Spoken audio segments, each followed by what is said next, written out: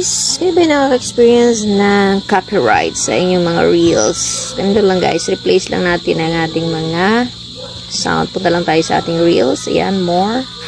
At kunin natin, punta tayo sa reels. Ayan. Malalaman nyo kung copyright ang inyong mga video kasi pula ang kanyang sound. Kagaya po nito, ayan. Ito yung ayan, pula. Kita nyan. Press nyo lang video. So, ayan. Wala siyang sound. Pag i-play nyo, wala siyang sound kasi nga copyright siya. So, ang gagawin nyo lang, punta lang kayo dito sa tatlong dots. Press nyo yan. Tapos, hanapin nyo ang replace audio. Ayan, replace audio. Ayan, replace audio when audio is no longer available. Your reel can't be viewed by others. So, hindi siya mabu-view ng iba kung copyright. Kung yung audio na ginamit mo is copyright. So, continue natin.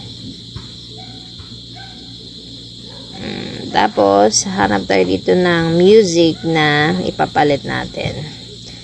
So, ayan. Wait lang. Ito gagamitin.